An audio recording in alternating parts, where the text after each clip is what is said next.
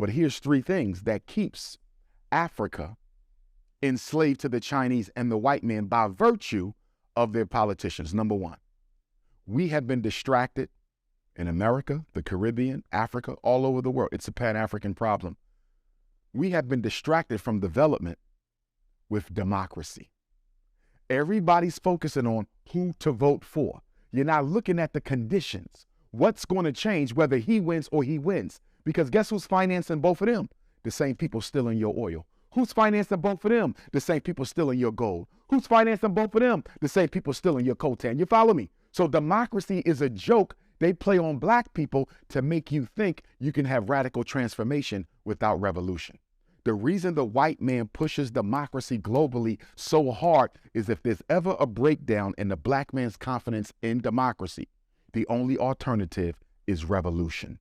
So that's number one. Democracy is a distraction from development. Number two, when I travel, especially Africa, but it's true in the Caribbean also, black people are more concerned with their tribe being in control than they are with liberation from foreign control. Are you following me? I've seen it.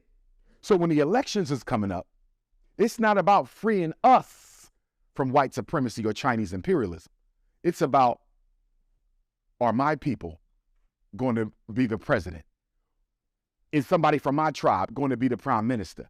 And because they're more concerned about tribal imperialism than African independence, this democratic scheme that they run on black people continues because we're so petty and so small in our thinking. I just want to make sure his people don't get the presidency. I'm not even looking at the bigger picture. The white man knows this. The Chinese know this. So they come in, exploit, finance both sides, so no matter who wins, they get all the resources. And then the third issue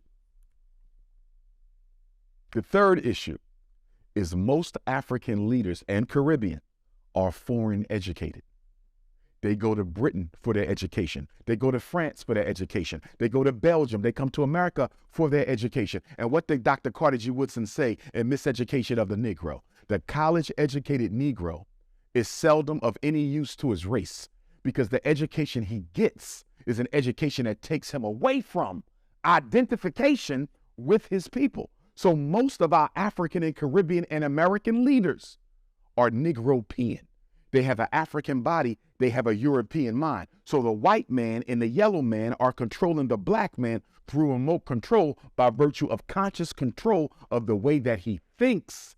The entire thought process of the African leader, there's a few exceptions, but for most of them and the Caribbean, the entire thought process is that of a white man.